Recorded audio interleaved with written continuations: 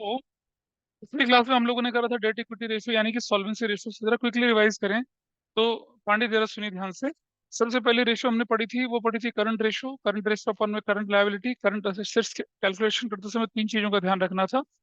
Loose tools में stores and spheres include नहीं करने थे, और ट्रेड रिसीवेबल में डेटर में से provision for doubtful debt minus करने थे, और तीसरा फिक्स असेट्स को इंक्लूड नहीं करना था। क्विक एसेट्स कैलकुलेट करते समय दो चीजों का ध्यान रखना था। एक, प्रीपेड एक्सपेंसेस माइनस करो और इन्वेंट्री पूरी हटा दो। ठीक। फिर आई थी डेट इक्विटी रेशियो, अगर आपको ध्यान होगा तो डेट इक्विटी रेशियो मैंने बताया था आपको अकाउंटिंग इक्वेशन के हिसाब से। अकाउंटिंग इक्वेशन क्या कहती थी हमारी? एसेट्स इज इक्वल टू किसके बराबर थी? कैपिटल प्लस लायबिलिटीज के बराबर थी। ठीक है, लायबिलिटी के भी दो कंपोनेंट हमने बनाए थे, नॉन करंट लायबिलिटी और करंट लायबिलिटीज का। ठीक है, दो कंपोनेंट थे, नॉन करंट लायबिलिटी और करंट लायबिलिटी का। इसके हिसाब से हमने चीजों को आगे बढ़ाया था। इसके बाद यहाँ हमने बोला था एसेट्स दो तरह की, नॉन करंट एसेट्स और करंट एसेट्स था। इसको हम क्या बोलते हैं? इक्विटी बोलते हैं। इसको इक्विटी बोलते हैं, इसको प्रोप्राइटर्स फंड बोलते हैं, शेयर होल्डर फंड बोलते हैं, नेटवर्थ बोलते हैं, बहुत सारे नामों से पुकारा था हम लोगों ने इसको। इक्विटी बोला था, प्रोप्राइटर्स फंड बोला था, नेटवर्थ बोला जाता है, और शेयर होल्डर्स फंड बोला जाता है। अलग अलग नामों से पुकारा जाता है। जब हम बात करते हैं शेयर होल्डर फंड की, इक्विटी, प्रेफरेंस, रिजर्व, सरप्लस ये जुड़ता है। जब हम बात करते हैं कैपिटल एम्प्लॉयड की, तो अगर हम एसेट साइड की बात करें तो टोटल एसेट्स उठा लो, टोटल एसेट्स, उसमें से क्या माइनस कर दो? करंट लायबिलिटी माइनस कर दो।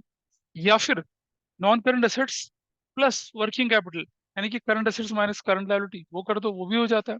लायबिलिटी साइड अप्रोच लेके चलेंगे, ओनर्स फंड यानी शेयर होल्डर फंड और बोरोड फंड, इन दोनों को मिला के क्या बन जाता है? कैपिटल एम्प्लॉयड बन जाता है। ये हमने पिछली क्लास में सीखा था। पहली रेशो हमारे पास, इसको डेट भी बोला जाता है। इन दोनों को मिला देंगे तो टोटल डेट बोला जाता है। ये टोटल लायबिलिटीज एक्सटर्नल बोली जाती है। पहली रेशो डेट अपॉन में इक्विटी। ठीक है जी। दूसरी रेशो हो गई थी प्रोप्राइटर्स फंड अपॉन में टोटल एसेट्स। तीसरी रेशो क्या हो गई थी? Total assets to debt ratio. चौथी रेशो थी interest coverage ratio. Net profit before interest tax dividend divided by interest on long term borrowing, no short term operating का part होता है। ठीक है, वहां चला गया था। फिर हमने बोला था आपसे एक और रेशो, वर्किंग कैपिटल, नहीं नहीं, वो तो वर्किंग कैपिटल दूसरी रेशो थी। जब हम इस रेशो की बात कर रहे थे आगे यहाँ पर, तो पहली debt equity, proprietary ratio, total assets to debt ratio, फिर इंटरेस्ट कवरेज रेशो। एक रेशो और थी हमारे पास, वो थी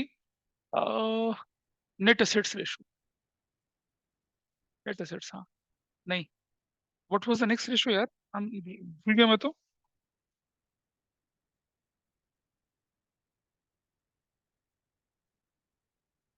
हाँ, debt to capital employed, sorry, debt to capital employed. This is your debt, ये डेट है आपका, ये वाला पार्ट, ये डेट है। और इसका टोटल मिला के क्या बनता है? Capital employed, debt to capital employed. ये रेशोज हमने पिछली क्लास में करी थी, और मैंने कहा था कि आपके इलस्ट्रेशन करना, इलस्ट्रेशन ज्यादा नहीं करे थे, सिर्फ सिर्फ इसका और ये दोनों।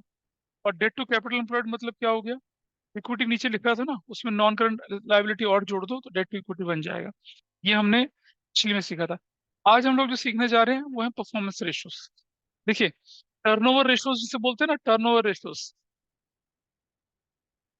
टर्नओवर या परफॉर्मेंस, परफॉर्मेंस या एक्टिविटी, ये रेशियोज की बात कर रहे हैं। अब मुझे बताइए, किसी बिजनेस की परफॉर्मेंस किससे जज करी जाती है? उसके टर्नओवर से। टर्नओवर क्या होता है? उसका सेल्स। हमने बताया था कि रजनीगंधा वालों ने जीआईपी का एक्विजिशन करा, ग्रेट इंडिया पैलेस को खरीदा उन्होंने। 2774 करोड़ ऐसा कुछ डील थी। रजनीगंधा का पिछले फाइनेंशियल ईयर का टर्नओवर तो मेरे पास ध्यान है, लेकिन उसका प्रॉफिट जो था आफ्टर टैक्स जो था, वो था 5005 करोड़, 5505 करोड़ के करीब था। तो देखिए, आपकी परफॉर्मेंस, सबसे पहले बोलते हैं ना कि किसी बिजनेस का टर्न, अगर हम किसी बिजनेस की बात लेके चलते हैं, जैसे मैं बोलूँ तो रिलायंस की बात कर लेते हैं, या किसी एमआरएफ की बात कर ले, किसी की बात करें, उनका टर्नओवर देखा जाता है भाई, कितना टर्नओवर है आपका। पहली जो परफॉर्मेंस को जज करने का तरीका होता है वो टर्नओवर होता है। टर्नओवर के दो कंपोनेंट होते हैं। देखो, पहला तो कंपोनेंट क्या हुआ आपके पास? रेवेन्यू फ्रॉम ऑपरेशन, उसी को टर्नओवर बोला। उसमें अदर इनकम जोड़ दी, total revenue from operation. Common size comparative में पढ़ा था आप लोगों ने, इतना पढ़ा था। थोड़ा आगे जब बढ़ते हैं हम चीजों को लेके, तो फिर हम कैलकुलेट करते हैं cost of revenue from operation. Total turnover में से cost of revenue from operation minus कर दूंगा तो प्रॉफिट आ जाएगा। प्रॉफिट का एनालिसिस करेंगे वो प्रॉफिटेबिलिटी रेशियोज में चलेगा। यानी कि हमें दो कंपोनेंट ध्यान देने हैं, revenue from operation and cost of revenue from operation. बाकी हमारे काम के है ही नहीं। यानी कि सेल्स पे ध्यान देना है और कॉस्ट ऑफ गुड्स सोल्ड पे ध्यान देना है। तो आप देखेंगे परफॉर्मेंस रेशियोज जितनी भी हो किसके अकाउंट किसके अराउंड रिवॉल्व कर रही हैं, सिर्फ सेल्स या फिर क्या, revenue from operation. Sales, revenue from operation या cost of revenue from operation. और एक और कंपोनेंट होता है परचेज। परचेज सिग्निफिकेंट पोर्शन होता है आपके वर्किंग कैपिटल में इस्तेमाल होने वाले पैसे का। परचेज कैसे लेके चलेंगे, नेट परचेज लेके चलेंगे। अब जरा मुझे बताइए, जब हम सेल्स करते हैं, कैश सेल्स पैसा तुरंत आ गया, क्रेडिट सेल्स पैसा थोड़ा सा डिले हो गया। क्रेडिट सेल्स से क्या निकलता है, डेटर। डेटर से क्या निकलता है, बिल्स रिसीवेबल। क्रेडिट परचेज से क्या निकलता है, क्रेडिटर। क्रेडिटर से क्या बनते हैं, बिल्स पेबल। तो ये भी इंटर रिलेटेड है। तो चलिए, अगर मैं पहले रेशो की बात करता हूँ यहाँ पर, first ratio I am talking about, ये हमने बोला क्या, इन्वेंटरी। इन्वेंट्री या स्टॉक टर्न ओवर रेशो। अब रेशो का एक चीज ध्यान रखना, जो टर्म पहले आ रही है, जैसे इन्वेंट्री पहले आ रही है, तो इसका फॉर्मूला जो बनेगा वो ये बनता है नीचे क्या, एवरेज इन्वेंट्री। क्या बोलेंगे इसको, एवरेज इन्वेंट्री। अब न्यूमरेटर में क्या आना है, ये लोग ना रटते हैं और गेस लगाते हैं, बड़ा सिंपल सा रीजन है। स्टॉक जो होता है ना, स्टॉक, वो अगर मैं कंपेयर करूं सेल से, then it will give me a meaningful comparison.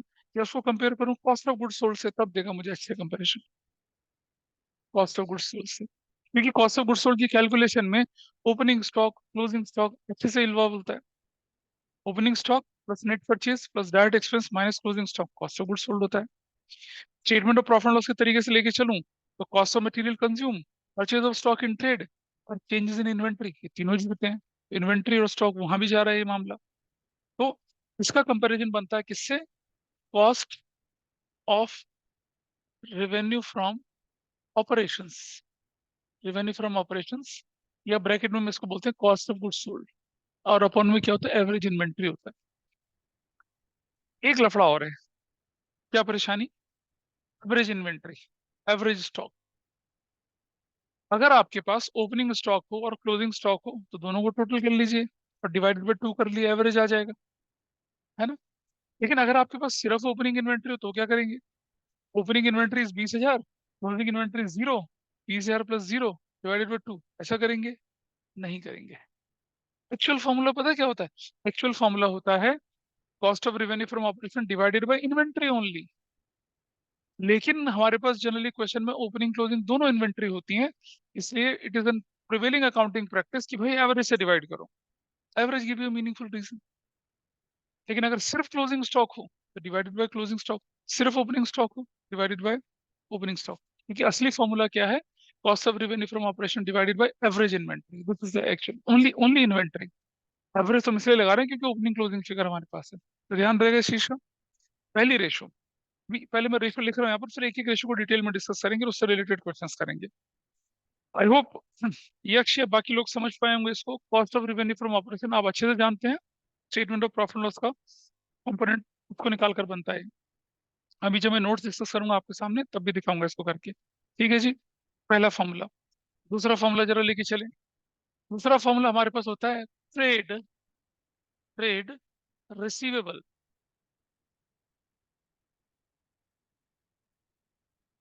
Trade receivable turnover ratio. अब जरा देखिए, ट्रेड रिसीवेबल टर्नओवर रेशियो आ रही है। ट्रेड रिसीवेबल में क्या होता है, डेटर और बीआर दोनों इंक्लूड होते हैं। जैसा कि हमारा ट्रेंड है, डिनोमिनेटर में क्या जाएगा, डिनोमिनेटर में जाएगा average trade receivables, average trade receivables जाएंगे। डिनोमिनेटर में जाएगा एवरेज ट्रेड रिसीवेबल्स, वही न्यूमरेटर में क्या जाएगा, नहीं। न्यूमरेटर में हम देखते हैं वो कंपोनेंट जिससे ट्रेड रिसीवेबल का जन्म होता है। ट्रेड रिसीवेबल का जन्म क्या क्रेडिट सेल से होता है या कैश सेल से होता है, क्रेडिट सेल से होता है। तो अगर मैं टोटल सेल से कंपैरिजन करूंगा तो कोई मीनिंगफुल कंपैरिजन नहीं बनेगा, कैश सेल से करूंगा नहीं बनेगा मीनिंग। अगर मैं cost of revenue from operation का, तो दूर दूर से कोई नाता नहीं है ट्रेड रिसीवेबल के साथ। इनका कंपैरिजन किससे बनता है, credit, credit revenue from operations, credit revenue from operation से बनता है इसका, इसका लेना देना इससे बनता है, credit revenue from operations.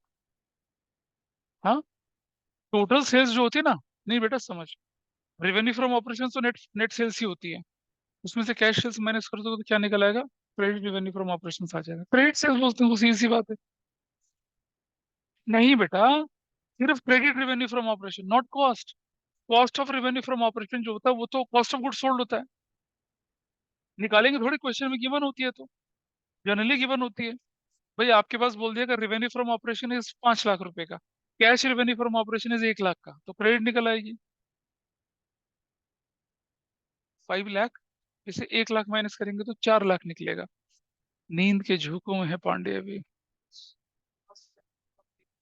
Cost of revenue from operation का कोई लेना देना नहीं है इसके साथ, please understand why you are always. मैंने बोला revenue from operation minus cash revenue from operation. देखो, वही तो गड़बड़ हो रही है कि आप कॉस्ट को यहाँ कैसे कंपेयर करेंगे? कॉस्ट का कोई कंपोनेंट नहीं होता ट्रेड रिसीवेबल। ट्रेड रिसीवेबल तो एब्सोल्युटली क्रेडिट से जनरेट होता है। ये ऊपर वाले में है ना cost of revenue from operation. देखिए, रेवेन्यू फ्रॉम ऑपरेशन कहते हैं सेल्स को, cost of revenue from operation कहते हैं कॉस्ट ऑफ गुड्स सोल्ड। अभी जब हम नोट्स खोलेंगे तो सारे फॉर्मूले आपको दिखेंगे उसके अंदर। नंबर 2 चला गया। ट्रेंड क्या बन रहा है? अगर ट्रेड रिसीवेबल है तो एवरेज ट्रेड रिसीवेबल। अब एक और चीज समझिएगा बेटा, नोट्स को मत देखो ना, अभी जरूरत नहीं है देखने की, सुन लो जो मैं बता रहा हूँ। मान लो आपके पास opening trade receivable, opening trade opening trade receivable है, यानी कि ओपनिंग डेटर और ओपनिंग बीआर है। तो ओपनिंग डेटर और ओपनिंग बीआर का टोटल करके प्लस क्लोजिंग डेटर और क्लोजिंग बीआर नहीं ढूंढेंगे, उसी को डिवाइड कर देंगे, उसी से डिवाइड करेंगे। हाँ, ओपनिंग डेटर और ओपनिंग बीआर है तो दोनों का टोटल करके मतलब ये जो नीचे रखोगे डिनोमिनेटर में, ओपनिंग डेटर ओपनिंग बीआर का टोटल रखोगे बस। क्लोजिंग डेटर और क्लोजिंग बीआर गिवन है, ओपनिंग गिवन ही नहीं है, तो क्लोजिंग को रखेंगे। वही तरीका जैसे एवरेज इन्वेंट्री की जगह सिर्फ इन्वेंट्री रखते थे। हाँ, तो दोनों का टोटल करके एवरेज निकाल के करेंगे। वो भी कैसे? Opening debtor opening BR, closing debtor closing BR, divided by 4 नहीं करेंगे, डिवाइडेड बाय 2 ही करेंगे। क्योंकि ओपनिंग डेटर ओपनिंग डेटर और ओपनिंग बीआर ट्रेड रिसीवेबल कहलाता है, ओपनिंग वाला। क्लोजिंग डेटर और क्लोजिंग बीआर एक यूनिट कहलाती है। अच्छा, एक ओपनिंग डेटर हो और एक ओपनिंग बीआर हो तो डिवाइडेड बाय 2 करेंगे, क्योंकि एक ओपनिंग और क्लोजिंग का अलग अलग वैल्यू है। एक क्लोजिंग डेटर हो और एक ओपनिंग बीआर हो तो भी डिवाइडेड बाय 2 करेंगे। लेकिन अगर दोनों एक तरह के हैं तो सिर्फ ऐड करके नीचे रख देंगे आप लोग, उससे ज्यादा नहीं करना आप लोगों ने। This is trade receivable turnover ratio हमने बोली। एक एक करके डिस्कशन करेंगे इसका। नंबर 3, अब हम लेके चल रहे हैं, ट्रेड रिसीवेबल अगर होता है तो ट्रेड पेबल टर्नओवर रेशियो भी होता होगा कुछ, जैसे कि नाम बता रहा है। तो डिवाइड किससे करेंगे हम लोग? एवरेज ट्रेड पेबल से डिवाइड करेंगे उसको। ठीक है, एवरेज ट्रेड पेबल से कल कर लिया था, एवरेज ट्रेड पेबल से डिवाइड करेंगे इसको। ठीक है, तो न्यूमरेटर में क्या आना चाहिए? अब जरा बताइए मुझे। सेल्स का क्रेडिटर और बीपी से कोई लेना देना नहीं है। सेल्स का कोई लेना देना होता है क्रेडिटर और बीपी से? कोई लेना देना नहीं है। रेवेन्यू फ्रॉम ऑपरेशन का कोई लेना देना नहीं है। ठीक है ना? क्रेडिट सेल्स का कोई लेना देना नहीं है। परचेज का लेना देना है, लेकिन वो भी क्रेडिट परचेज का। तो फॉर्मूला क्या बनेगा? नेट क्रेडिट परचेज अपॉन में एवरेज ट्रेड पेबल। जो आइटम जिससे रिलेवेंट हो उसी के साथ कंपेयर करेंगे हम लोग। क्या लिखेंगे? नेट क्रेडिट परचेज अब डिवाइडेड बाय कितना करेंगे? एवरेज ट्रेड पेबल से करेंगे। तो दूसरा फॉर्मूला भी निकला है आपके पास। पहला था inventory divided by average inventory ऊपर cost of revenue from operation. दूसरा क्या निकला? Trade receivable turnover ratio. Trade receivable का जन्म होता है क्रेडिट सेल से, credit revenue from operation upon में एवरेज इन्वेंट्री कर दिया। तीसरा trade payable turnover ratio, divide किससे किया? एवरेज ट्रेड पेबल, ऊपर किससे कर दिया इसको मल्टीप्लाई? नेट क्रेडिट परचेज से। चौथी रेशियो आपके पास आती है वर्किंग कैपिटल टर्नओवर रेशियो। अब जरा सोचिए, वर्किंग कैपिटल का असली एम क्या होता है? To generate revenue, sales generate करना, है ना? Current assets minus current liability, जो बचेगा वो पैसा है जिसे मैं डे टू डे के काम में यूज करूंगा। रॉ मटेरियल खरीदूंगा, पानी बिजली का बिल भरूंगा, वर्कर की सैलरी दूंगा, एडवर्टीजमेंट मार्केटिंग वो सब करूंगा। वर्किंग कैपिटल तो इसी काम आता है। रुक जा, नहीं नहीं बेटा समझ, वर्किंग कैपिटल है ना, वर्किंग कैपिटल है, नीचे आनी ना इसे, तो ऊपर तो आ ही नहीं सकती है। क्या आएगी? नीचे आएगी, नीचे। वर्किंग कैपिटल एवरेज नहीं लिखेंगे, वर्किंग एवरेज कुछ नहीं होता। और ऊपर लिखेंगे क्या हम लोग? Revenue from operations. इसका कंपैरिजन किससे होता है? सेल्स के साथ करते हैं इसका कंपैरिजन। आपने इतना एफिशिएंटली अपने वर्किंग कैपिटल को यूटिलाइज करा टू जनरेट सेल, वो कंपैरिजन बनता है। वर्किंग कैपिटल का देखो, जो रेशो है डिनोमिनेटर में वही रहना है। इन्वेंट्री टर्नओवर रेशो डिनोमिनेटर में average inventory, trade receivable turnover ratio नीचे average trade receivable, trade payable turnover ratio नीचे एवरेज ट्रेड पेबल, है ना। और वर्किंग कैपिटल टर्नओवर रेशो नीचे वर्किंग कैपिटल, एवरेज नहीं लगाएंगे, वर्किंग एवरेज वर्किंग कैपिटल जैसी कोई चीज होगी नहीं ना। और वर्किंग कैपिटल का यूज होता है सेल्स जनरेट करने के लिए, तो सेल्स के साथ लगा दिए कंपैरिजन। ये कंपैरिजन मीनिंगफुल है, कोई एब्सर्ड कंपैरिजन नहीं है कि ऐसे उठा के चल दिए। अच्छा जी, इसके बाद आती है number 5, fixed assets turnover ratio. Fixed assets turnover ratio, ये क्या चीज हुई? ये assets turnover, fixed assets turnover ratio ही होगी आपके पास। फिक्स्ड एसेट्स टर्नओवर रेशो आपके पास है, तो ऑब्वियस सी बात है, अगर ये फिक्स्ड एसेट्स टर्नओवर रेशो, तो डिवाइड किससे करेंगे इसे? भाई फिक्स्ड एसेट से करेंगे यार, टर्नओवर से क्यों करेंगे? इससे डिवाइड करेंगे इसको, फिक्स्ड एसेट से करेंगे। और सुनो, ये फिक्स एसेट्स भी कौन सी वाली होगी, ध्यान रखना, इसे नेट फिक्स एसेट्स बोलेंगे, डेप्रिसिएशन माइनस करने के बाद की फिगर। ठीक है जी। फिक्स एसेट्स का बिजनेस में क्या यूज होता है? प्रोडक्शन करना। प्रोडक्शन से क्या जनरेट करना? सेल्स करना जनरेट। तो इसका भी कंपैरिजन किससे करेंगे हम लोग? रेवेन्यू फ्रॉम ऑपरेशन से करेंगे। किससे कंपैरिजन करेंगे इसका? रेवेन्यू फ्रॉम ऑपरेशन से कंपैरिजन करेंगे। This is your fifth ratio, fix assets turnover ratio. और एक लास्ट रेशो जो आपके पास आती है वो है नेट एसेट्स टर्नओवर रेशो। अब जरा ध्यान दें, फिक्स एसेट्स और नेट एसेट्स में क्या फर्क है भाई? नहीं भाई साहब, नेट एसेट्स कहते हैं कैपिटल एम्प्लॉयड को, भूल गए हैं? Total assets minus current liability, net assets. जरा याद करो, जब हमने डिबेंचर पढ़ा था, नेट एसेट्स कैसे निकालते थे? टोटल एसेट्स में से क्या करते थे? लायबिलिटीज को माइनस करते थे। नेट एसेट्स का कंपैरिजन परचेज कंसिडरेशन से करके गुडविल या कैपिटल रिजर्व निकालते थे ना। लेकिन कंपनी की जब हम एनालिसिस कर रहे हैं, तो नेट एसेट्स को बोलेंगे कैपिटल एम्प्लॉयड। तो फिक्स एसेट्स होती है टेंजिबल एसेट्स, इंटेंजिबल एसेट्स में से डेप्रिसिएशन अमोर्टाइजेशन माइनस करने के बाद की फिगर, कैपिटल एम्प्लॉयड को बोलते हैं। समझ बेटा, टोटल एसेट्स, टोटल एसेट्स में से अगर मैं करंट लायबिलिटी माइनस कर दूंगा, तब बचेगा मेरे पास नेट एसेट्स। नेट एसेट्स कहते हैं कैपिटल एम्प्लॉयड को।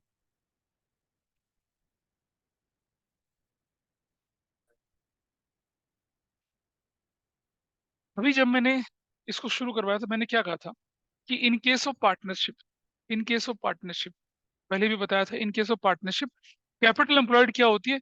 सिर्फ ओनर्स का फंड होता है। पढ़ा था पार्टनरशिप में, गुडविल की कैलकुलेशन करते समय हिडन गुडविल निकालते थे। कैपिटल एम्प्लॉयड कैसे निकालते थे? Total assets minus total liability external करते थे। अब तुम ध्यान दे नहीं रहे हो, तुम दाएं बाएं देख रहे हो, यहाँ देखो ना, टोटल एसेट्स में से टोटल लायबिलिटी एक्सटर्नल माइनस करते थे, जो बचता था उसे कैपिटल एम्प्लॉयड बोलते थे पार्टनरशिप में। कंपनी में कैपिटल एम्प्लॉयड होती है ओनर्स फंड, यानी कि ये पूरा, और बोरोड फंड लॉन्ग टर्म वाला, ये वाला। तो दोनों को मिलाऊंगा तो क्या बनेगा? कैपिटल एम्प्लॉयड बनता है। इन दोनों को अलग रखो तो बचता क्या आपके पास है? टोटल एसेट्स बचती है, और क्या बचती है? Current liability. करंट लायबिलिटी को उधर भेजूंगा तो उसी के बराबर तो आएगा। तो कैपिटल एम्प्लॉयड निकालने का, कैपिटल एम्प्लॉयड का दूसरा नाम नेट एसेट्स होता है। फिक्स एसेट से बहुत अलग होता है ये। नेट फिक्स एसेट्स बोलेंगे तो क्या होगा? Tangible intangible assets minus depreciation minus amortisation. Net assets बोलूंगा तो क्या होगा? टोटल एसेट्स में से माइनस करेंगे क्या? कौन सा वाला पार्ट? हाँ, टोटल एसेट्स की कैलकुलेशन में भी ध्यान रखेंगे कि डेप्रिसिएशन माइनस करके लिखेंगे फिगर को, वो लेके चलते हैं। और सुनो, और इसका कंपैरिजन किससे कर रहे होते हैं हम लोग? अगेन रेवेन्यू फ्रॉम ऑपरेशन से। तो कंपैरिजन किससे बनेगा इसका? रेवेन्यू फ्रॉम ऑपरेशंस अपॉन में कैपिटल एम्प्लॉयड, अपॉन में कैपिटल एम्प्लॉयड, क्योंकि नेट एसेट्स का दूसरा नाम कैपिटल एम्प्लॉयड ही होता है। तो हमने छह के छह फॉर्मूले देखे अभी। अब एक एक फॉर्मूले को हम डिटेल में डिस्कस करते हैं, और काफी सारी चीजें पढ़ेंगे। तो आपके क्लास ग्रुप पर मैंने एक नोट्स ऑलरेडी भेजा होगा, देखिए जरा कल। आज मैं एक दूसरा भेज रहा हूँ, वो जो कि मोस्ट रिवाइज है, पिछले वाले सारे डिलीट कर देता हूँ, ठीक है। तो देखिए आपके सामने आ गया सबसे पहले एक्टिविटी रेशियोज। अब जैसे कि मैंने बताया कि this indicate efficiency within which available resources are utilised. देखिए पेज नंबर आपका है ये 6 पेज नंबर है, राइट हैंड साइड पे बिल्कुल ऊपर एक्टिविटी रेशियोज बड़ा बड़ा लिखा हुआ है, देख लीजिए। इन रेशो में ना, मतलब जो डॉक्यूमेंट जो नोट्स आपको बना के दिए ना, पता है बहुत सारे बच्चे, कभी जब आप बोर्ड एग्जाम देने के बाद आएंगे आपको दिखेगा हमेशा एक एक चीज जो पेपर में आई हुई होती है, सब मैंने कोशिश करी होती है कि इसके अंदर रखी हुई होती है, हर चीज इसके अंदर से दिखती है। क्योंकि जो एक पेपर सेटर सोचता है बिल्कुल उसी तरह से मैं भी काम, I am also in touch with people who are there the paper setters, उनके साथ काम किया, सब कुछ किया है। बस ये कि हमारा स्टेटस है कि हम एक छोटे से स्कूल में पढ़ाते हैं, दे आर यूनिवर्सिटी प्रोफेसर, ऐसा होता है। तो, हाँ जी। हाँ, बोर्ड का पेपर यूनिवर्सिटी के प्रोफेसर बनाते हैं, स्कूल टीचर्स नहीं बनाते, स्कूल प्रिंसिपल्स भी बहुत कम बनाते हैं। They don't trust school teachers as well as school principals as far as board paper is concern. पता नहीं क्यों नहीं करते वो लोग। चलिए, these ratio indicate efficiency within which resources available are utilized with a business firm। ये generally calculate करे जाते हैं किसके बेसिस पर? कॉस्ट ऑफ गुड्स सोल्ड और सेल्स, है ना, या cost of revenue from operation, revenue from operation के बेस पे कैलकुलेट करे जाते हैं। इसीलिए इन्हें क्या बोलते हैं हम लोग, टर्नओवर रेशियोज या परफॉर्मेंस रेशियोज भी बोला जाता है। और they are expressed as an integers not as a percentage. सबसे पहले रेशियो लेके चलते हैं हम लोग, इन्वेंट्री या स्टॉक टर्नओवर रेशियो। अब जरा जानिए ये रिलेशनशिप किसके बीच में दिखाता है? Cost of goods sold during the period of time, यानी कि cost of revenue from operation during the period of time, और inventory carried out during the period of time, inventory, इन दोनों का कंपैरिजन करती है। अच्छा जरा मुझे ये बताइए, उस आंसर को मत देखना, ये रेशो लोअर अच्छी होगी या हायर अच्छी होगी? आप खुद बता सकते हैं। इन्वेंट्री टर्नओवर रेशो लोअर अच्छी है या हायर अच्छी है? हायर। एनालाइज कर, तुम देख के मत बताना। देखो, हमने बोला कि cost of revenue from operation divided by average inventory है। Cost of revenue from operation, cost of goods sold ऊपर है न्यूमरेटर में, इन्वेंट्री नीचे है। अगर रेशो ज्यादा होगी तो इसका मतलब cost of revenue from operation ज्यादा और इन्वेंट्री क्या है, कम है। देखिए जरा, higher the ratio better it is. क्यों? अभी तुम्हें उल्टा ही लग रहा है कि कॉस्ट ऑफ, जरा समझना, अंडरस्टैंड। इन्वेंट्री का मतलब जानते हैं क्या होता है? स्टॉक। स्टॉक का मतलब सामान बिका नहीं। इसका मतलब आपने सामान बनाया, कॉस्ट इनकर करी, लेकिन वो बिका नहीं। तो अगर वो बिका नहीं तो डिनोमिनेटर ज्यादा होगा, डिनोमिनेटर ज्यादा होगा तो क्या होगा, और कॉस्ट ऑफ गुड सोल्ड जो आपकी कम है, तो इसका मतलब क्या हुआ? मतलब इसका मतलब ये हुआ कि जो भी कॉस्ट आपने इनकर करी वो सामान बिका ही नहीं, आपको स्टॉक की फॉर्म में पड़ा हुआ है। तो जितनी रेशो कम होगी इसका मतलब कि आपका बिजनेस कम है, आपका सामान बिक नहीं रहा, आपका तो स्टॉक पड़ा हुआ है आपके पास।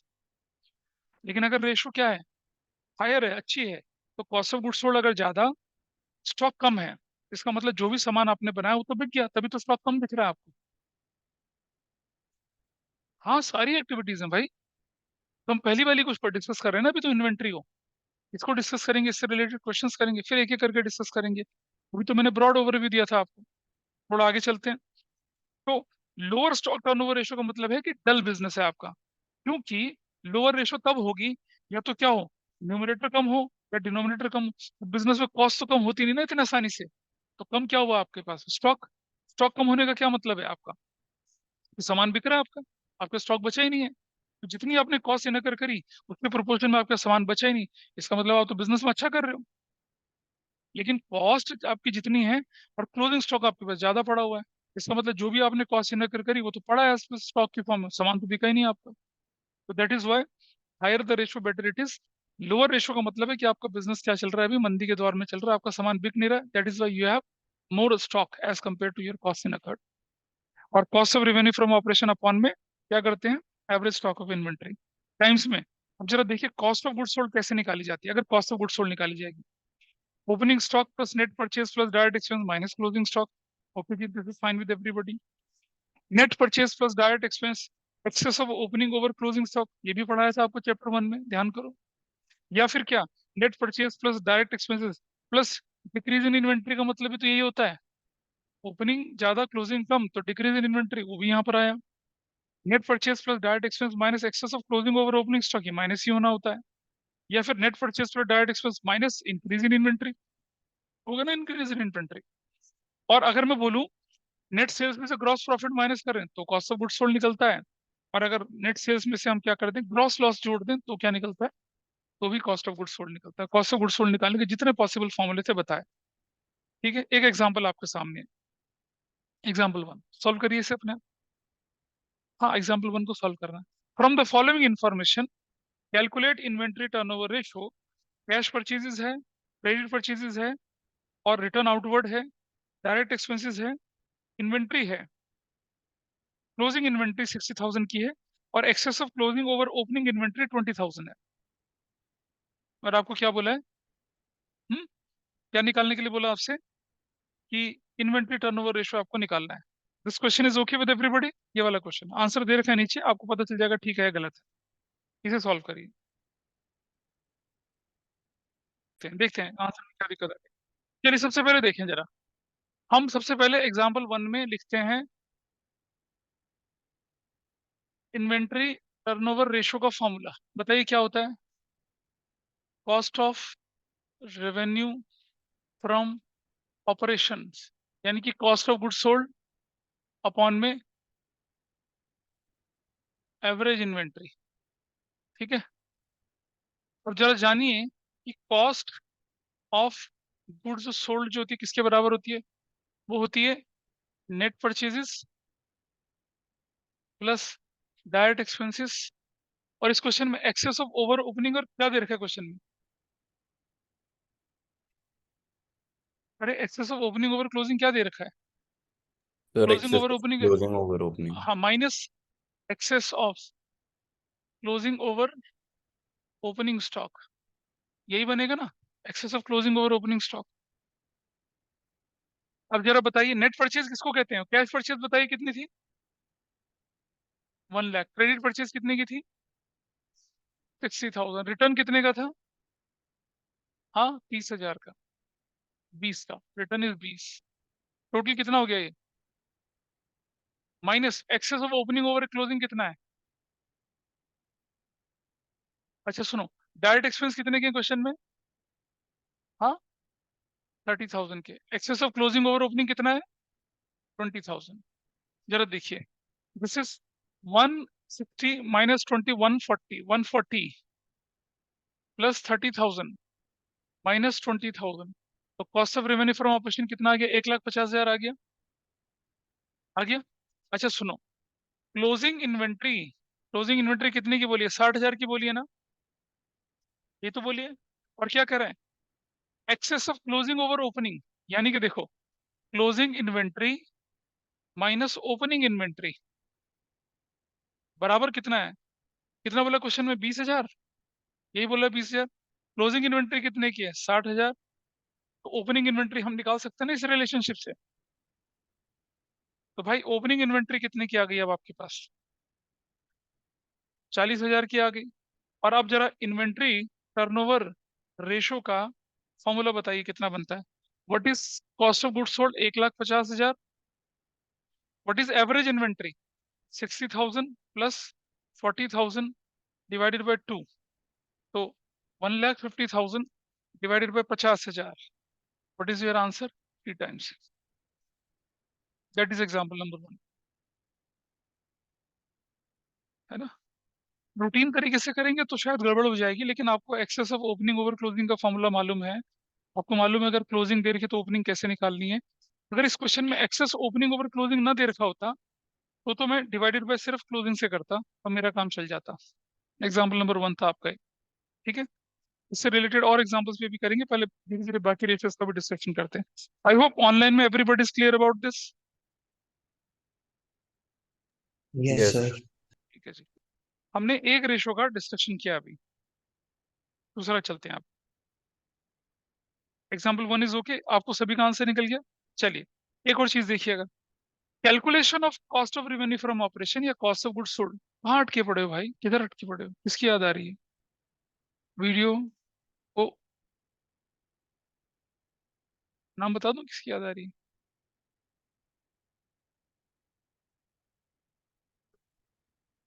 नहीं नहीं, अरे नहीं, हाँ उसके बिना दिन न रात, बचपन का साथ। चलिए, calculation of revenue from operations. When statement of profit loss given होता है तो देखिए हम क्या करते थे। Cost of material consumed, purchase of stock in trade, याद है? अरे भाई चैप्टर 1 में पढ़ा था ये, cost of materials consumed, cost of materials consumed, और क्या किया था, purchase of stock in trade, change in inventory of finish goods, work in progress and stock in trade. अगर एम्प्लॉय बेनिफिट एक्सपेंसेस डायरेक्ट था तो जोड़ा, और अगर अदर एक्सपेंसेस डायरेक्ट थे तो जोड़े, अदरवाइज आपका काम 3 आइटम से चल जाता है। ये कंपैरेटिव कॉमन साइज स्टेटमेंट में भी देखी थी आपने, इस तरह की चीज पढ़ी थी हम लोगों ने। अच्छा, ये जो भी हमने यूज किया था ना इंक्रीज डिक्रीज वाला, देखिए वो बॉक्स में देखिए लिखा है, change in inventory may be in the form of decrease in inventory, which means opening inventory is more than closing inventory, या excess of opening over closing, hence it will be added while calculating cost of revenue from operation। अभी करके दिखाया आपको। Increase in inventory का मतलब क्या है, closing inventory is more than opening inventory, यानी excess of closing inventory over opening inventory, it will be deducted while calculating what, cost of revenue from operations। employee benefit expense and other expenses can be direct as well as indirect। अगर question में कुछ ना बोला जाए, वैसे तो suitable note लगा के डायरेक्ट इनडायरेक्ट दोनों बोल सकते हैं आप, लेकिन अगर आपके क्वेश्चन में कोई क्लैरिटी नहीं है, उन्हें इनडायरेक्ट मानिए और भूल जाइए, इग्नोर देम। लिखा होगा डायरेक्ट तो करना है, अदरवाइज नहीं। In the absence of complete information, तो stock turnover ratio, inventory turnover ratio net sales से भी कैलकुलेट करके निकाल सकते हैं, लेकिन वो बहुत एक्सेप्शनल केस में होगा जब आपके पास कोई तरीका ही नहीं है cost of revenue from operation निकालने का। Generally cost of revenue from operation निकल जाता है, आपका काम आसान हो जाता है। आ जाइए अगली रेशियो पे चलते हैं हम, ट्रेड रिसीवेबल या डेटा टर्नओवर रेशियो। ये बताती है relationship between credit sales and average account receivable during the year. Credit sales और जो आपके रिसीवेबल्स अकाउंट है उनके बीच का रिलेशनशिप बताती है। ये बताती है कि कितनी एफिशिएंटली आप पैसा कलेक्ट कर रहे हैं दुनिया से। भाई क्रेडिट सेल्स आपकी जो भी है और डेटर जितने भी हैं, कितना एफिशिएंटली। अब मुझे बताइए बिना आंसर देखे, ये रेशो हायर द बेटर होगी या लोअर द बेटर होगी? समझना, अंदाजा लगाइए। देखो, आंसर मत देखो यार। क्रेडिट सेल्स न्यूमरेटर में है और डेटर डिनोमिनेटर में है। अगर आपके क्रेडिट सेल्स है ज्यादा और डेटर कम है, इसका मतलब डेटर की वसूली हो रही है। जितना सेल कर रहे हैं उतनी वसूली हो जा रही है, तो आपके पास जो डेटर होंगे, ट्रेड रिसीवेबल कम बचेंगे। तो higher the ratio better it is. अरे भाई क्रेडिट सेल्स ज्यादा और डेटर कम बचे, इसका मतलब जितना सामान क्रेडिट में बिका उसकी तो रिकवरी होगी ना। Got it? तो क्या है, higher the ratio better it indicates debts are being collected more quickly. लेकिन अच्छा, लेकिन एक चीज का ध्यान रखना, रेशो कम है इसका मतलब क्या हुआ कि क्रेडिट सेल्स तो ज्यादा है, क्रेडिट सेल्स जितनी भी है उसके मुकाबले डेटर ज्यादा है आपके पास, यानी रिकवरी नहीं हो रही है टाइम पे। ये नुकसान वाली सिचुएशन है, मतलब it is an alarming situation. एक चीज का ध्यान रखना है, while calculating this ratio, provision for doubtful debts are not deducted from total debtors। क्योंकि वो तो हम सॉल्वेंसी रेशियो में करते थे ना, यहाँ नहीं इस्तेमाल करेंगे, यहाँ वो फॉर्मूला नहीं लगाएंगे। ठीक है जी। अच्छा, क्यों क्यों नहीं करते? So that it may not give a false impression that debtors are being collected quickly. क्योंकि अगर आप प्रोविजन माइनस कर देंगे तो इसका मतलब डाउटफुल तो हट ही गए, तो फिर तो ट्रू इंडिकेशन नहीं मिलेगा ना आपकी सक्सेस का। और ये अभी हमने बोला ना, credit revenue from operation upon में एवरेज ट्रेड रिसीवेबल ऐसे निकाला जा सकता है। और आगे चलते हैं थोड़ा सा। अब एवरेज ट्रेड रिसीवेबल कैसे निकलता है जरा देखिए। Opening trade receivable plus closing trade receivable divided by 2 करके निकलता है, इसी पेज पे देखिए। या opening debtor plus opening BR plus closing debtor plus closing BR, इससे करके निकलता है। अच्छा, अगर credit sales opening closing account receivable नहीं अवेलेबल हो तो हम कैसे निकाल सकते हैं? नेट सेल्स से भी निकाल सकते हैं, लेकिन वो बहुत एक्सेप्शनल केस में होगा। तो जनरली जो फॉर्मूला आपको पहले दिया गया उसी को इस्तेमाल करना है। अब जरा एग्जाम्पल 2 और एग्जाम्पल 3 सॉल्व करके दिखाइए। That is your choice, that is मतलब योर ऑप्शन नाउ। एग्जाम्पल 2 और 3 सॉल्व। अब आपका क्वेश्चन क्या कहता है जरा ध्यान से देखेंगे प्लीज, अब सुन लीजिए, बात सुनो। ऑनलाइन में किसी ने किया इसको सॉल्व? नहीं सर, सेकंड वाला नहीं हुआ। एग्जाम्पल 2 देखिए, तो एग्जाम्पल 2 तो ऑर्डिनरी है। ये कहता है कि calculate average account receivable from the following information. Opening debtor है और क्लोजिंग बीआर है, तो opening plus closing divided by 2 करके ये तो निकलेगी, आसान था। दूसरा एग्जाम्पल 3 पे आ जाते हैं। ये कहता है 2021 के लिए 2022 के लिए आप निकाल लीजिए इन्फॉर्मेशन। ओपनिंग बीआर और ओपनिंग डेटर है, क्लोजिंग बीआर और क्लोजिंग डेटर है। देखो बेटा समझना, 31 मार्च 2021 के लिए और 31 मार्च 2022 के लिए, दोनों साल के लिए इन्फॉर्मेशन है। केस वन है कि 31 मार्च 2021 में, यानी कि जो पहला साल है, इसमें डेटर और बीआर जो दिख रहे हैं ये इंक्रीज होके दिख रहे हैं as compare to previous year. ठीक है, तो देख इधर प्रणय, अगर 31 मार्च 2021 के नीचे 50 और 1 लाख है तो 1,50,000 है। इससे पिछले फाइनेंशियल ईयर में कितने रहे होंगे वो? 140। दोनों नहीं है, दोनों का टोटल 10,000 ज्यादा है बस। अरे भाई, बीआर और डेटर का टोटल कर तो 1,50,000 आ गया। ये 1,50,000 पिछले साल से 10,000 ज्यादा है। 140 रहा होगा। 10,000 ईच लिखा है। अगला एग्जाम्पल पढ़ जरा। अगले केस टू में क्या लिखा है? तो यही बताने के लिए कि ईच और उसका क्या फर्क होता है। ईच अगर होगा तो दोनों 10,000 बढ़ेंगे, और अगर तो देखिए किस तरह से होना चाहिए था इसका। सुनो, 2020-21 के लिए अगर मैं निकाल रहा हूँ तो क्लोजिंग कितना है? 1,50,000। तो भाई ओपनिंग कितना रहा होगा? 1,40,000 डिवाइडेड बाई 2। ये 150 कैसे आया? 50 प्लस 1 लाख मिला के। ठीक है जी। और कितना निकला एवरेज? ये 290 डिवाइडेड बाई 2 करूंगा तो कितना आ गया? 145। 2021-22 के लिए ओपनिंग कितना होगा? 150, और क्लोजिंग कितना दे रखे क्वेश्चन में? 260 डिवाइडेड बाई 2 करूंगा तो कितना आ जाएगा? ये 4,10,000 डिवाइडेड बाई 2 तो कितना आएगा? 2,05,000। That's your answer. ये क्या था? आपका केस वन था। अब केस टू में क्या कहता है आपसे वो, कि ये जो फिगर है, ये वाली फिगर 2020 - 21, अगर ये फिगर 150 है तो इससे पिछले वाली जो फिगर है वो क्या है? 10,000 ईच है, यानी डेटर भी 10,000 बढ़ा और बीपी भी 10,000, यानी टोटल 20,000 का इंक्रीज हुआ। तो अगर ये 150 था, ये कितना रहा होगा? ये 120 डिवाइडेड बाय कितना हो गया? 270, सॉरी 130। 130 तो कितना बन जाएगा? 280। 280 डिवाइडेड बाय करूंगा 2 से तो कितना आ जाएगा? 140 आ जाएगा। ठीक है। और 2022 में कोई चेंज नहीं है, वो तो 2,05,000 ही रहना है। सिर्फ इतना बताना चाह रहा था मैं आपको, कि कई बार क्वेश्चन के अंदर ये इन्फॉर्मेशन इस तरह से बना कर देते हैं आपको। तो एग्जाम्पल 2 और example 3 is not okay with you? Online समझ में आई बात क्या हमने किया था यहाँ पर? Is it okay? Yes, किसी का sir. डाउट हो तो Sir, बताइए। आगे चलते हैं। केस 2 हुआ। अब आ जाइए क्रेडिटर्स पेबल रेशो पे। क्रेडिटर्स या टर्नओवर रेशो, ये ratio relationship credit purchase. Doubt है कुछ अभी? ये रेशो रिलेशनशिप किसका दिखाती है? Credit purchase and accounts payable during the year. अच्छा ये बताइए, ये रेशो हायर अच्छी है या लोअर अच्छी है? समझो, क्रेडिट परचेज न्यूमरेटर में, ट्रेड पेबल डिनोमिनेटर में। अगर ट्रेड पेबल कम है, इसका मतलब क्या कर रहे हैं? आप अपने डेट को फ्रीक्वेंटली पे कर पा रहे हो, तो आपके लिए तो बढ़िया सिचुएशन है। तो higher the better it is. Credit purchase ज्यादा और पेबल कम है, आप उधारी तो कर रहे हो लेकिन पैसे भी चुका रहे हो, तो लॉन्ग टर्म में नहीं, शॉर्ट टर्म में सॉल्वेंसी की सिचुएशन आपकी बनेगी, और ये आपकी ऑर्गेनाइजेशन के लिए बेटर है। मतलब आप ज्यादा एफिशिएंट है, आप प्रॉफिट अच्छे से कमा पा रहे हो, ताकि आप अपने शॉर्ट टर्म के क्रेडिट वगैरह जो है टाइम पे चुका पा रहे हो। लेकिन लेकिन अगर क्रेडिट परचेज उतनी है और आपके ट्रेड पेबल ज्यादा है, इसका मतलब आप अपने क्रेडिटर्स को पेमेंट नहीं कर पा रहे हो।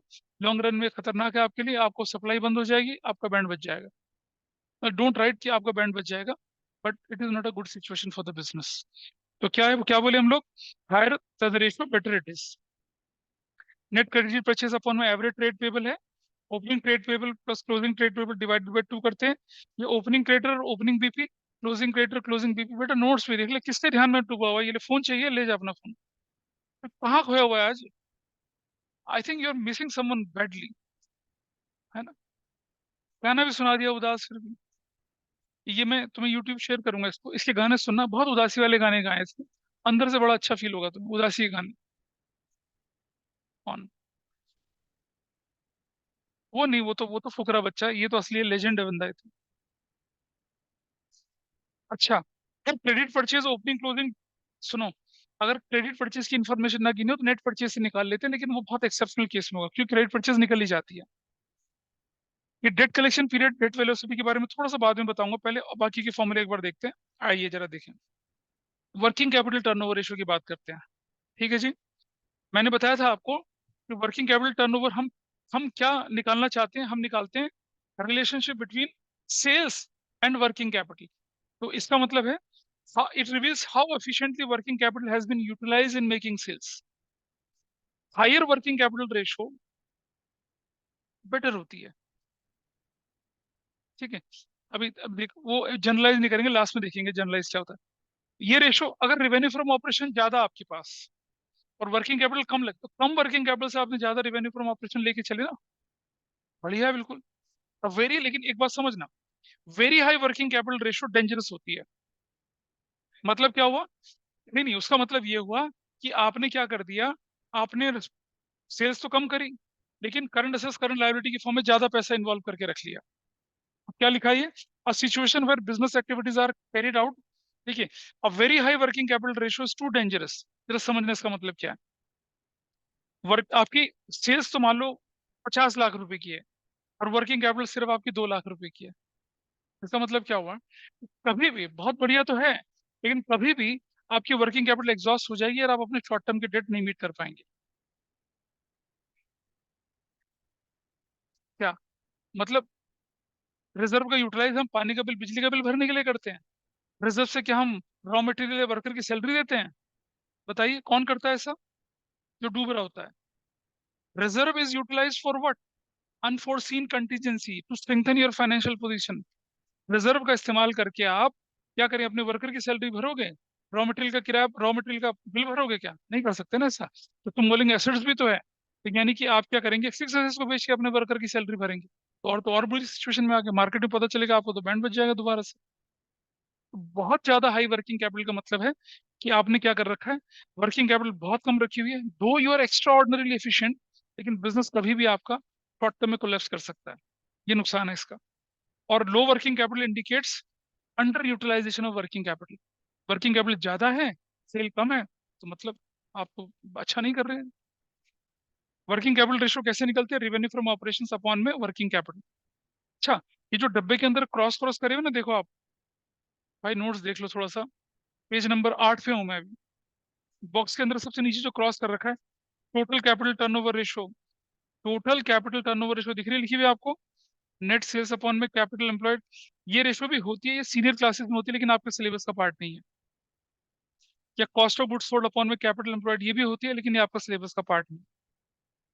ठीक है, अगर लिखा है कि cost of goods sold and sales are given, cost of goods sold should be use, ये मतलब नहीं करना आपने। अभी बहुत पहले ये आती थी, लेकिन बीकॉम होने से बीकॉम के सिलेबस में ही है, आपके सिलेबस के अंदर ये चीज नहीं है। ठीक है, total capital turnover ratio, this is not the, neither it is given in NCERT. ये नोट्स ऐसे हैं जो कि आपको बीकॉम ऑनर्स, ये जब आप कभी आगे पढ़ेंगे सीनियर क्लासेस में, वहां भी हेल्प करेंगे। अब बारी I fix assets turnover ratio. Fix assets में हम क्या लेके चलेंगे, नेट फिक्स एसेट्स लेके चलेंगे। ये रेशियो बताती है हमें कितना एफिशिएंटली आपने अपनी फिक्स एसेट्स को यूटिलाइज करा सेल्स को जनरेट करने के लिए। This ratio show how well fix assets are being utilized in the business. ये रेशियो इंपॉर्टेंट होती है मैन्युफैक्चरिंग कंसर्न के लिए। If there is an increase in the ratio it will indicate better utilization of fix assets. और अगर decrease हो रही है तो इसका मतलब क्या हो रहा है कि जितनी आपने एसेट्स लगा रखी है अपने बिजनेस में, उतना आप सेल्स रेवेन्यू जनरेट नहीं कर रहे हैं, तो बेकार सिचुएशन है आपकी। Fall in the ratio will show assets has not been used efficiently. Formula क्या है इसका, रेवेन्यू फ्रॉम ऑपरेशंस अपॉन में नेट फिक्स एसेट्स। कभी कभी अगर रेवेन्यू फ्रॉम ऑपरेशन ना निकाल पाए तो कॉस्ट ऑफ गुड्स सोल्ड से भी इसे कंपेयर करते हैं, लेकिन वो नहीं करना है आपको। जनरली आपके पास वो इन्फॉर्मेशन आ जाती है। और नेट फिक्स एसेट्स क्या होती है भाई, टोटल फिक्स एसेट्स में से डेप्रिसिएशन या प्रोविजन फॉर डेप्रिसिएशन माइनस करते हैं। ठीक है, नेट एसेट्स नहीं बोला, नेट फिक्स एसेट्स बोला है। Please understand this point. थोड़ा आगे चलते हैं। See, net assets turnover ratio या कैपिटल एम्प्लॉयड टर्नओवर रेशियो या इन्वेस्टमेंट टर्नओवर रेशियो, देखना पड़ना है बाबू। नेट एसेट्स को कैपिटल एम्प्लॉयड भी बोलते हैं। ये शो करते हैं कि हाउ नेट एसेट्स और capital employed have been utilized in generating revenue. पहले आप देख रहे थे कि फिक्स एसेट से जनरेट का क्या रिलेशन है, वो आप देख रहे हो कि जो तुमने कैपिटल लगा रखी है बिजनेस में, उससे क्या रिलेशनशिप आ रही है। अच्छा, एक चीज समझना, अगर आप सेल्स को कंपेयर करते हैं किससे, कैपिटल एम्प्लॉयड से, तो वो कहलाती है टर्नओवर रेशो। लेकिन अगर आप प्रॉफिट को कंपेयर करते हैं किससे, कैपिटल एम्प्लॉयड से, तो वो कहलाती है ROI। क्या कहलाती है वो? रिटर्न ऑन इन्वेस्टमेंट, जो प्रॉफिटेबिलिटी रेशो का लास्ट रेशो है। पढ़ने और पांडे ध्यान से सुने।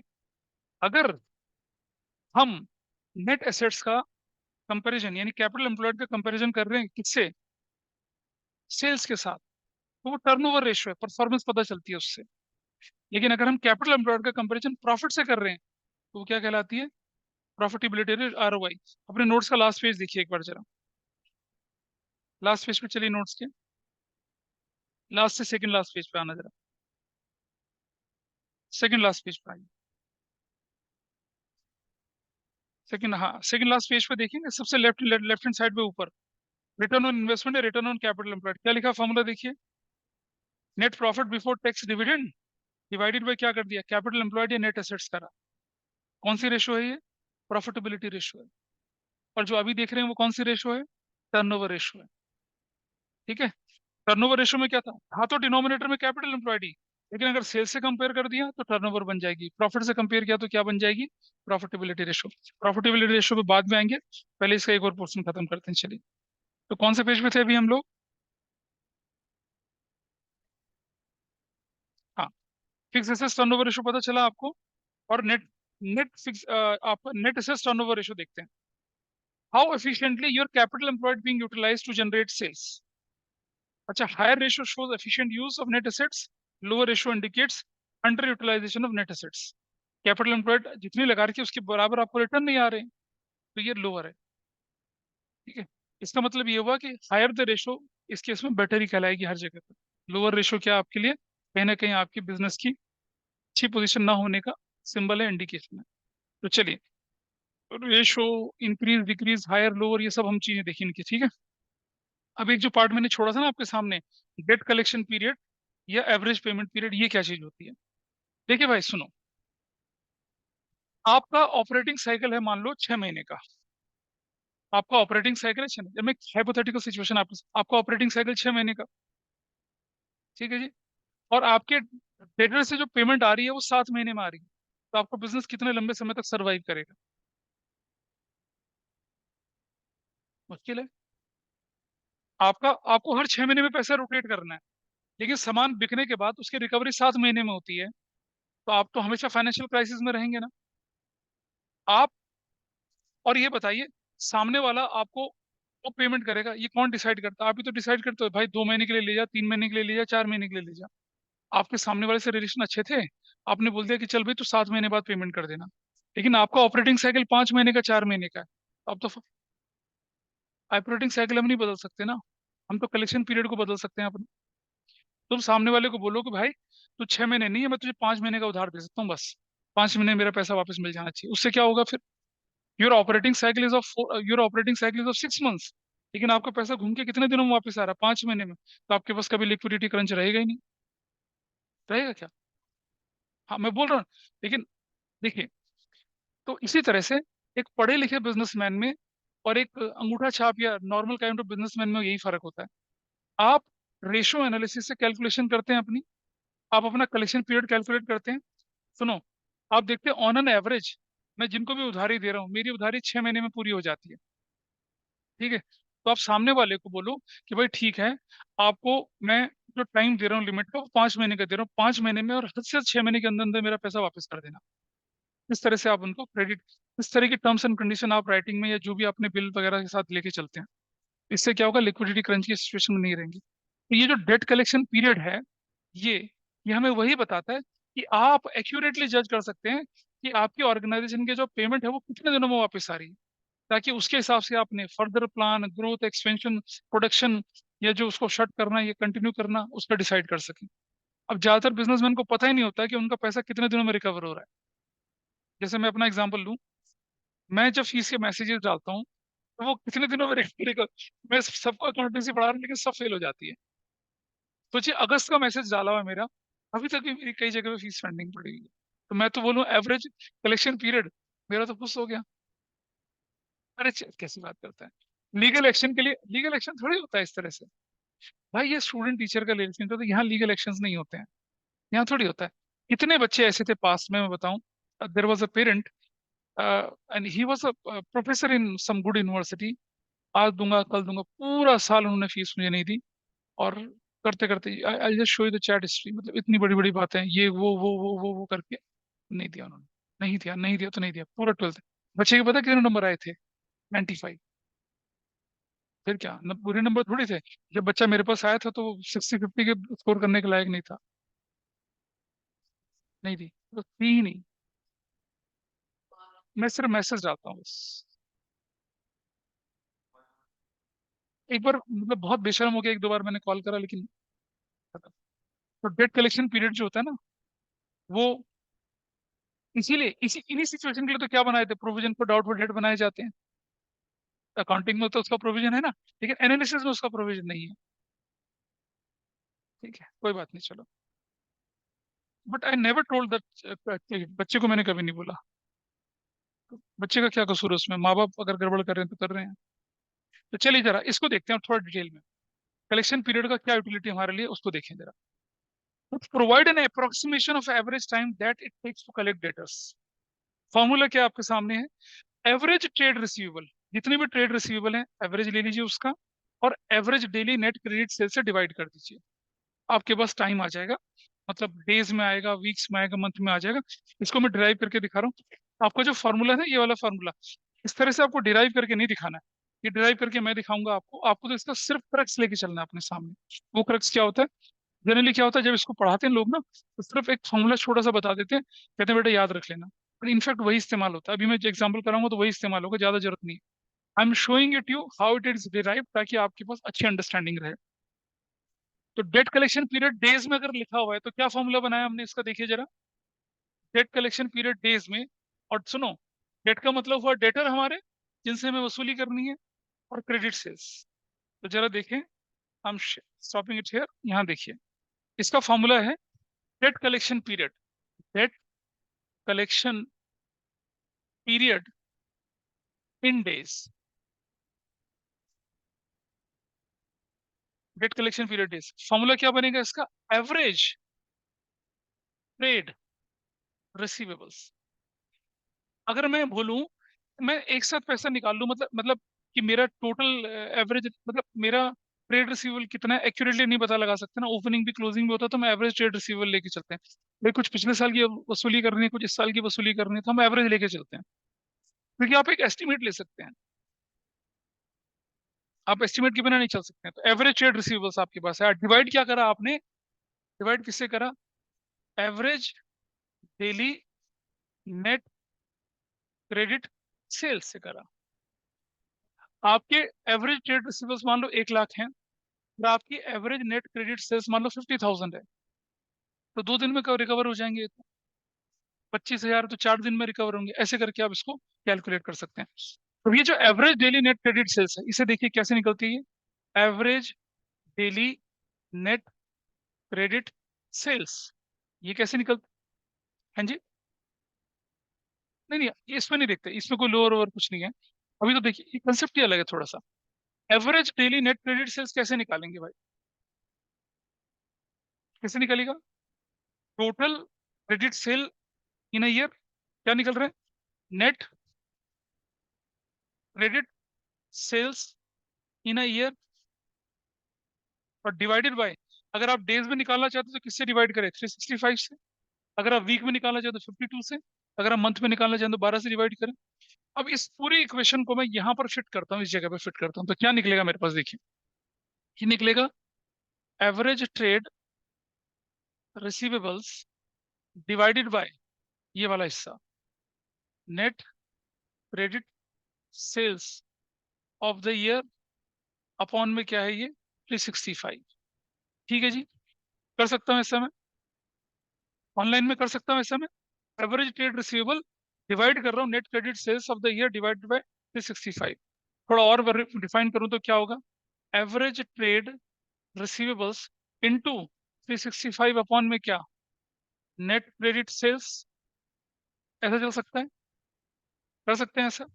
थोड़ा और रिफाइन करें तो क्या लिख सकते हैं? Average trade receivables, net credit sales यहाँ ले आओ, नेट क्रेडिट सेल्स इंटू 365, ऐसे भी लिख सकते हैं।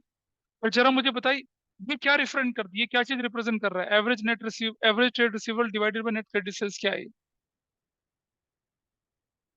ट्रेड रिसीवेबल टर्नओवर रेशियो उल्टी रखी हुई है, नहीं है? वही तो है। ट्रेड रिसीवेबल टर्नओवर रेशियो का फॉर्मूला क्या था? ये रहा, देखना, यही तो रखी है, उल्टी करके तो रखी हुई है। एवरेज ट्रेड रिसीवेबल अपॉन में क्रेडिट रेवेन्यू फ्रॉम ऑपरेशन, वही तो है ये। तो अगर मैं इसको ऐसे लिखना चाहूँ, 1 अपॉन में डेटा टर्नओवर रेशियो, तो मेरा काम चल सकता है, इंटू कितना, 365। तो आपकी रेशियो क्या बनी? 365 अपॉन में डेटा टर्नओवर रेशियो। ये होता है आपका क्या? एवरेज डेट कलेक्शन पीरियड, ऐसे निकलेगा। डेटा सर एक टर्नओवर और रेशियो को, हाँ, एक मिनट रुक जाओ, मैं थोड़ा सा बताता हूँ। ये अगर मैं 52 अपॉन में डेटा टर्नओवर रेशियो करूँ तो वीक में आएगा, और अगर मैं 12 अपॉन में डेटा टर्नओवर रेशियो करूँ तो क्या आ जाएगा? मंथ में आएगा। अब बोल क्या डाउट है भाई? ठीक है, यही डाउट था टाइम पीरियड का। और अगर जैसे डेटा टर्नओवर रेशियो दे रखा है, या फिर वो ट्रेड रिसीवेबल हुआ नहीं। रुको हाँ, रुको रुको, अभी मैं इसका एग्जाम्पल कराऊंगा ना, समझ में आएंगी चीजें। ठीक है। पहले ये चीज समझ में आया क्या करा है हम लोगों ने। हाँ, ऐसे ही अगर आपको एवरेज पेमेंट पीरियड निकालना है तो कितना आसान हो जाएगा? 365 divided by trade payable turnover ratio, 52 divided by वही credit turnover ratio, 12 divided by credit turnover ratio. तो उसको मैं अब डिराइव करके नहीं दिखा रहा आपको। अब जरा एक बार दोबारा से देखिए नोट्स की तरफ, जरा नोट्स देखिए दोबारा से। ये समझ में आया क्या है? इतना एक्सप्लेनेशन नहीं देना आपको एग्जाम में, आपको तो एग्जाम में ये चीज ध्यान रखनी है नीचे वाली बस। This is extremely useful. देखिए जरा आपकी नोट्स पे जरा नजर डालें। तो आप देख रहे हैं डेट कलेक्शन पीरियड डे में आपके सामने लिखा हुआ है। फिर डेट कलेक्शन पीरियड डे में कैसे निकाला आप लोगों ने? आपका जो रिफाइंड फार्मूला क्या निकला? 365 डेटा टर्नओवर रेशियो, और डेट कलेक्शन पीरियड अगर मंथ में चाहिए आपको तो 12 अपॉन में डेटा टर्न, और अगर वीक में चाहिए तो आपको 52 अपॉन में। इसी तरह से पेमेंट पीरियड कैसे निकल रहा है? 365 divided by credit turnover ratio, 12 divided by credit turnover ratio, और 52 divided by credit turnover ratio निकल रहा है। चलिए जरा अब एक काम करते हैं, अभी यक्ष ने कुछ पूछा था ना, एक एग्जाम्पल आपके सामने, एग्जाम्पल 4 देखिए क्या लिखा हुआ है। एग्जाम्पल 4 कहाँ पर है? मतलब इसी के राइट हैंड साइड पे भाई, और कहाँ पर है? एग्जाम्पल 4 पढ़िए जरा, देखिए समझ में आ रहा है नहीं आ रहा? Calculate trade receivable turnover ratio and average collection period. करिए अपने आप इसको।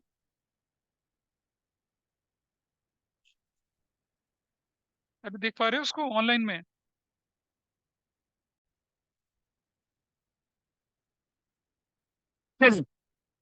एग्जाम्पल 5 6 सर, आप लोग एग्जाम्पल 4 देखिए यक्ष। Credit revenue from operation given है for 6 lakh. Debtor and bills receivable at the end of the year was 60,000 40,000 थे। Debtors and bills receivable at the end of the year, ध्यान से रखना, at the end of the year. ये closing debtor और closing BR given है, तो average नहीं निकालना है इसमें। तो आप जानिए कि ट्रेड रिसीवेबल टर्नओवर रेशियो कैसे निकलेगी। एग्जाम्पल नंबर 4 है ट्रेड, हाँ सर, ठीक है, मैंने समझ आ गया। मैंने वो निकाल रिसीवेबल दी, टर्नओवर रेशियो एवरेज निकाल दिया था। बराबर है credit revenue from operations upon में एवरेज ट्रेड रिसीवेबल्स, ऐसे करा। क्रेडिट रेवेन्यू फ्रॉम ऑपरेशन कितना गिवन है क्वेश्चन में, बताइए जरा मुझे। Credit revenue from operation 6 six lakh, lakh 6 lakh. और एवरेज निकालने की जगह क्या करेंगे? 1 लाख करेंगे। 1 लाख दोनों का टोटल है 60,000, और कितना जोड़ेंगे? प्लस 40,000। 60,000 प्लस 40,000 करके एवरेज नहीं निकालना है इसका, क्योंकि ये सिर्फ क्लोजिंग दे रखा है। तो 6 lakh divided by 1 lakh, you will get what? 6 times. अब मुझे बताइए डेट कलेक्शन पीरियड, पीरियड अगर मैं डेज में निकालूं तो कैसे निकलेगा? 365 अपॉन में 6, तो कितना निकल रहा है?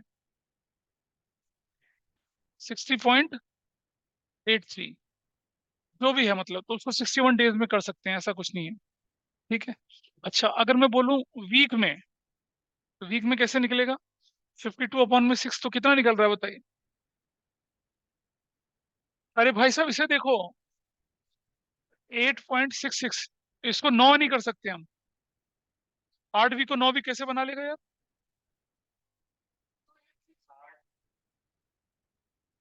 एक दिन तो बदल सकता है ना। हाँ भाई, एक वीक में 7 दिन होते हैं, 2-3 दिन में बहुत फर्क पड़ता है भाई। और मंथ में, मंथ बताइए, 2 मंथ। लेकिन अगर मंथ भी आ जाए तो भी उसको अगले महीने में डाल दो, क्या फर्क पड़ता है? 20-22 दिन का फर्क पड़ता है, ऐसे नहीं। This is fine. ठीक है, प्लीज आगे बढ़ते हैं। लेट्स, चलिए एग्जाम्पल 5 देखिए, एग्जाम्पल 5 करिए, हो गया इसको? नहीं, 60.1। मतलब ये देखो, ये एनालिसिस है, पहले समझ, ये एनालिसिस है, it is a recommendation to you. Now being a business owner, it is your choice whether you want to create 60। लेकिन प्रूडेंस के हिसाब से चलिए, एक दिन कम का ही लेके चलिए, 60 का, कोई दिक्कत नहीं है। लेकिन आप अपनी कैलकुलेशन इसी पे छोड़ दीजिए ना, as far as answer is concern. Don't round it off, अपना कर दीजिए इस पे, इतना छोड़ दीजिए, इतना 60.8 सही है। इसे देखना अपने आप देखिए, जिससे डिसीजन लेना लीजिए। You present your analysis to management, they will decide whether to keep it 60। अब जैसे मान लिया कि प्रणय मालिक है, अकाउंटेंट ने क्या कर दिया, इसको रिकमेंड, अरे अकाउंटेंट ने, नहीं भाई ठीक है, तो मत ले भाई, 3 हो जाएगी। देख, 8.66। जीनियस लोगों पे दुनिया हंसती है, पहले दीवाना समझती है उन्हें। 8.66 है। Now it is the choice of management कि इसे 9 वीक का दे दें या 8 वीक का दें, ये उनकी चॉइस है। ठीक है, तो एग्जाम्पल 5 करिए फटाफट से, हो गया। एग्जाम्पल 5 ओरल था, रुक जाओ रुक जाओ, एग्जाम्पल 5 देख लेना। क्या कहता है कि firm normally has a trade receivable equal to 2 months credit during the current coming year, expects credit से 720 की, जो कि 12 महीने में होनी है। 720 12 महीने में, तो एक महीने में कितनी होनी है? 60,000। 2 महीने में कितनी होनी है? 1,20,000। What is the estimate amount of trade receivable at the end of the year? ये निकल आया 1,20,000। ओरल, इजी, बीजी। अगला चलिए एग्जाम्पल 6, ये करके दिखाइए मुझे। Come on, hurry up, do it fast. तुम चले जाओ फिर, एग्जाम्पल 6 करिए फटाफट से। इसीलिए मैं दूसरे बैच की तारीफ करता हूँ, वो तू चाह कुछ नहीं करता सारे क्वेश्चन खत्म होने के बाद। तो क्या करें मतलब, एग्जाम्पल, एग्जाम्पल को लेके चलें दोबारा से आपके सामने। अब आइए देखें, जो लोग नहीं कर पाए वो देखेंगे इसको। क्रेडिट सेल्स 4 लाख की थी, कलेक्शन पीरियड जो था 36 डेज का था, और 360 डेज इन ईयर आप ले मान के चले। तो आप जरा जानिए कि क्रेडिट सेल्स जो है वो है आपकी कितने की बोल रहे हैं, 4 लाख की ना। और ट्रेड रिसीवेबल टर्नओवर रेशो जो है वो हमें पता नहीं है। और डेट कलेक्शन पीरियड कितना है, डेट कलेक्शन पीरियड कितना है? 36 डेज का है। ठीक है, आप सब जानते हैं डेट कलेक्शन पीरियड जो होता है वो किसके बराबर होता है? वो होता है, अ, अरे रुक जाना भाई, 360 अपॉन में trade receivable turnover ratio is equal to 36 upon में 1। क्रॉस मल्टीप्लीकेशन करें तो क्या हो जाएगा? ट्रेड रिसीवेबल टर्नओवर रेशो बराबर क्या हो जाएगा? ये 360 अपॉन में 36 जो आ जाएगा, कितना? 10 आ जाएगा।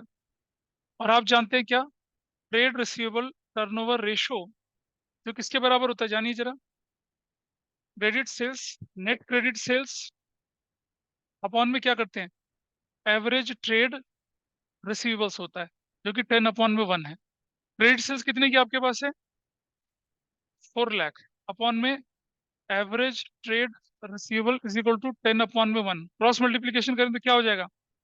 Average trade receivables is equal to 4 lakh divided by 10 बराबर कितना होगा? 40,000 होगा। डन, एवरेज ट्रेड रिसीवेबल आ गया। अब आपके पास एक इन्फॉर्मेशन और गिवन है, ये तो हमारी मोस्ट ऑफ द इन्फॉर्मेशन हमने कैलकुलेट कर ली। एक इन्फॉर्मेशन आपके सामने और गिवन है यहाँ पर, कि देखिए ट्रेड रिसीवेबल रेशो आ गया, एवरेज ट्रेड रिसीवेबल आ गया। Trade receivable at the end, when trade receivable at the end are more than that of the beginning by 6,000। तो मान लिया जाए लेट ओपनिंग ट्रेड रिसीवेबल्स बराबर है x, तो क्लोजिंग ट्रेड रिसीवेबल्स क्या हो जाएंगे, x प्लस 6,000 हो जाएंगे। एवरेज ट्रेड रिसीवेबल्स क्या बनेंगे, x प्लस 6,000 डिवाइडेड बाई 2, और जो किसके बराबर होगा, किसके बराबर है, 2x plus six X thousand plus divided by 3,000. 2, बराबर किसके, किसके बराबर है, 40,000 के बराबर है ना ये, इसके बराबर। तो x plus 3,000 is equal to कितना, 40,000। x इज इक्वल टू कितना, 40,000 माइनस 3,000 बराबर है कितना, 37,000। x निकला है, x क्या निकला है आपके पास, ओपनिंग ट्रेड रिसीवेबल है 37,000, तो क्लोजिंग ट्रेड रिसीवेबल कितना हो जाएगा, 37,000 प्लस कितना बोले हैं, ये कितना जुड़ रहा है उसमें, 6, 43,000। That is your last information, ये भी आपने निकाल के पूरा कर दिया। इस तरह से एक ही क्वेश्चन आपकी किताब में था जिसमें डेट कलेक्शन पीरियड का इस्तेमाल करा हुआ है, उस तरह से ये आपका क्वेश्चन यहाँ पर पूरा हुआ। ठीक है, अच्छा एक चीज और देखें, अब जरा दोबारा नोट्स पे चलिए और सबसे लास्ट पेज पे पहुंच जाइए फटाफट से। I think everybody is okay with this part online में, ये समझ Yes, में sir. आया कुछ, शिमल Yes, this is sir. Fine with you. जरा चलें लास्ट पेज पे, आप नोट कर लिया होगा इसे, नोट कर लिया, चेक कर रहे हैं अभी, कर लिया सर। सबसे लास्ट पेज पे चलिए अब, सबसे लास्ट पेज पे राइट हैंड साइड पे लिखा है रिमेंबर दैट, क्या लिखा है, रिमेंबर दैट, देखिए जरा, if opening stock is x and closing stock is twice या 2 times that of opening stock, तो क्या होगा, क्लोजिंग स्टॉक 2x होगा। अब हाँ, क्या गलत है इसमें, ऑब्वियस नहीं है ना, अगली पढ़ो अभी, ऑब्वियस नहीं है, इसी में गलती करते हैं लोग, लैंग्वेज का ट्विस्ट दिखा रहा हूँ। तो क्लोजिंग स्टॉक हो जाएगा इतना और एवरेज स्टॉक इतना। If opening stock is x, closing stock is twice और 2 times more than that of opening stock, तो क्या होगा, closing stock x plus 2x होगा, और जो एवरेज बनेगा वो x plus 2x divided by 2 बनेगा। Opening stock is x, closing stock is 20,000 more than the opening stock, तो closing stock x plus 20, average stock x plus 20,000 divided by 2। अगर opening stock x है, closing stock 1/4 of opening stock है, तो closing stock कितना हो जाएगा, x/4, और average stock क्या होगा, x/4 डिवाइडेड बाई 2 होगा, ऐसा करके। और 20% का मतलब ये ऑब्वियस है, 20% का मतलब 30% का मतलब 33.33, या 33.33 और 33 1/3 का मतलब 1/3 ही होता है, कई जगह पे आता है ग्रॉस प्रॉफिट इज 33.33%, तो लोग 33.33% निकालते हैं, उसका मतलब 1/3 होता है, सिंपल सी कैलकुलेशन। ये आपने, ये हमें अभी देव तुम देख रहे थे ना, हम इसको कर रहे थे जब यहाँ पर ओपनिंग इससे लेते तो closing is 6,000 more than that of, ऐसा करके बोल रहे हैं, वही क्वेश्चन यहाँ पर इस्तेमाल हुई है। चलिए अब आप आ जाइए अपने बुक की तरफ, फटाफट से बुक्स खोलेंगे जल्दी से, अब हम और क्वेश्चंस करेंगे, इलस्ट्रेशंस करेंगे इसकी। सुनो सुनो सुनो सुनो बेटा, सुन ले मेरी बात को, सुनो ध्यान से।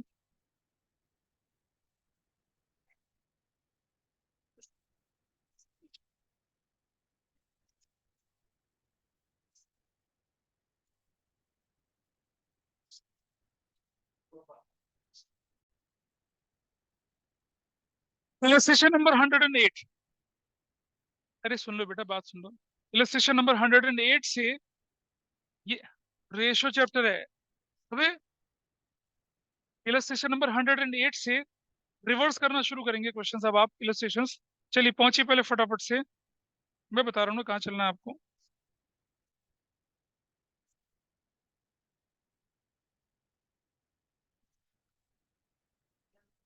चलो इलस्ट्रेशन 106 करिए फटाफट से, आप जल्दी से करिए। अच्छा देखो, 106 करोगे और 102 करोगे और 4 और करोगे तो फिर जाने दूंगा। So we are winding up the class today, अगली क्लास कल मिलेंगे, कंबाइन बैच।